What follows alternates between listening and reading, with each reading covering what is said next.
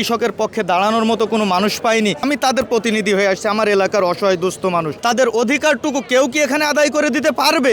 আমি স্বপ্ন দেখেছি এই জুলাইতে, স্বপ্ন আমার বাস্তবায়ন হয়নি। আমার যে ছাত্র সংগঠন আছে, আমার যে মটর শ্রমিক আছে, আমার যে কৃষক শ্রমিক আছে, তাদেরকে নিয়ে আমি রাস্তায় নেমে পড়েছি।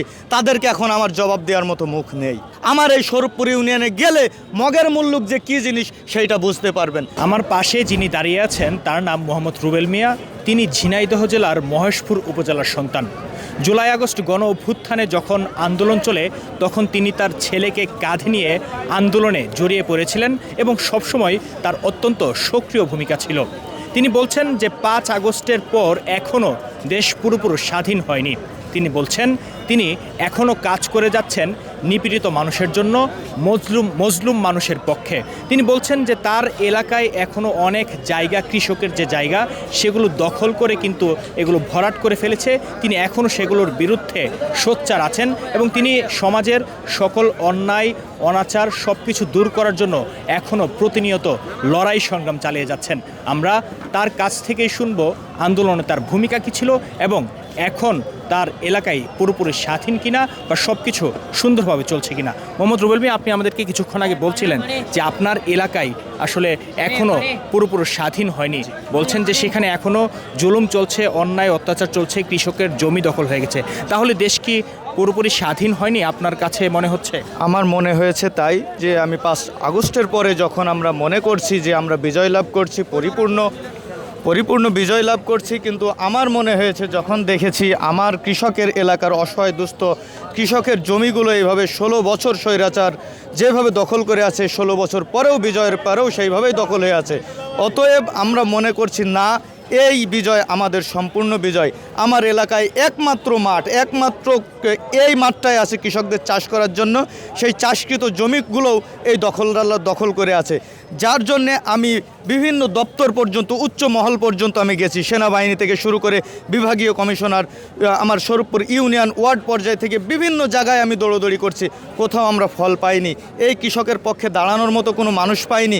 এই জন্যে আমার এই জুলাইয়ের স্মৃতিচারণগুলো মনে হচ্ছে যেন এগুলো অযথাই হয়ে যাচ্ছে। আমি স্বপ্ন দেখেছি এই জুলাইতে, স্বপ্ন আমার বাস্তবায়ন হয়নি, কিন্তু বাস্তব হয়নি। সেই প্রেক্ষিতে আমি আজকে এই জায়গায় এসেছি।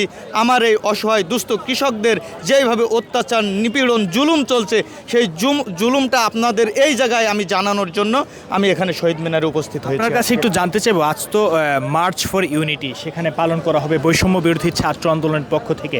তাদের কাছে কি আপনারা সেই সুযোগটুকু উপস্থাপন করবেন যে আপনারা যে ডাক দিয়েছেন, একতাবদ্ধ হয়েছেন, আপনারা বলছেন সমাজের সংস্কার করবেন, কিন্তু আমার এলাকায় তো সেই সংস্কারটুকু হয়নি। সেই বিষয়টিকে আপনার দেখানোর কোনো সুযোগ আছে কিনা তাদের কাছে? আমি এখনও সেইভাবে কোনো সুযোগ পাইনি। আমি আল্লাহর উপর ভরসা করে আসছি। যদি কেউ, এই যে আপনি যেমন আমার কাছে এসে শুনতে যাচ্ছেন, এমন কেউ যদি আমার কাছে এই অসহায়, আমি তাদের প্রতিনিধি হয়ে আসছি। আমার এলাকার অসহায় দুস্থ মানুষ, তারা অশিক্ষিত মানুষ, তারা এই ঢাকার পথ জীবনেও কোনো দিন দেখেও নি, চেনবেও না। জাস্ট আমি তাদের প্রতিনিধি হয়ে আসছি এখানে। তাদের অধিকারটুকু কেউ কি এখানে আদায় করে দিতে পারবে?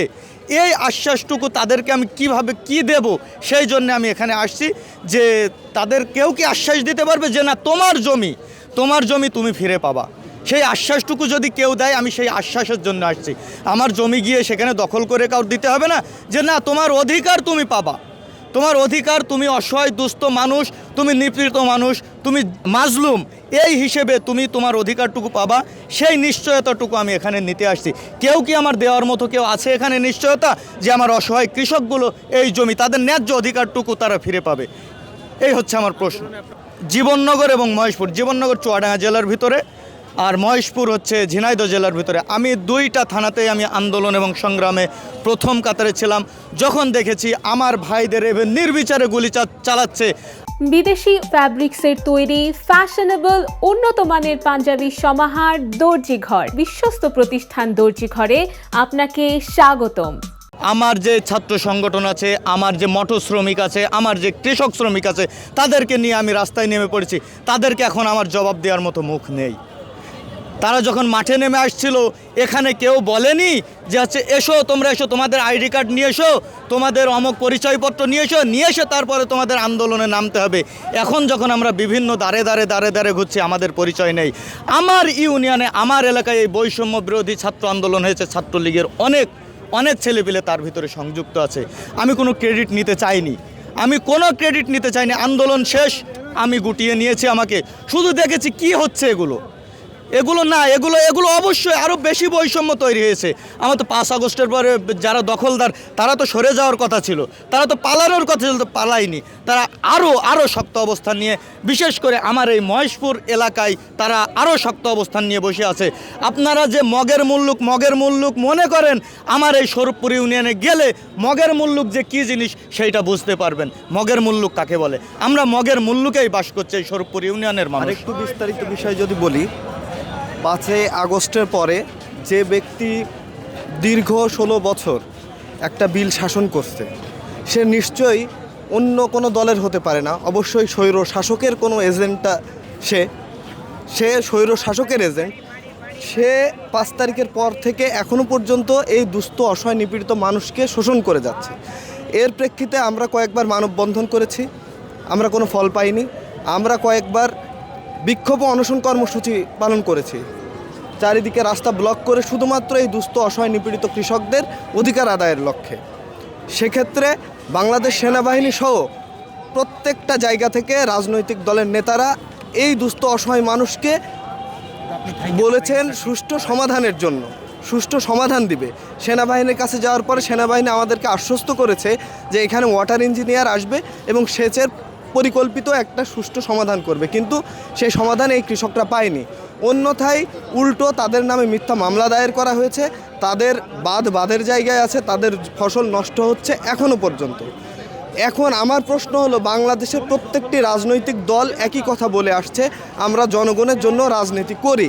আমার প্রশ্ন হলো, ঝিনাইদহের মহেশপুরের স্বরূপপুর ইউনিয়নের উখড়ির বিলে যারা নির্যাতনের শিকার হচ্ছে, তারা কি বাংলাদেশের জনগণ নয়? যদি বাংলাদেশের কোনো ভদ্রলোক থাকেন, আমার এই প্রশ্নের উত্তর দিয়ে যাবেন এবং তাদের ন্যায্য অধিকার তাদেরকে ফিরিয়ে দিবেন। ধন্যবাদ।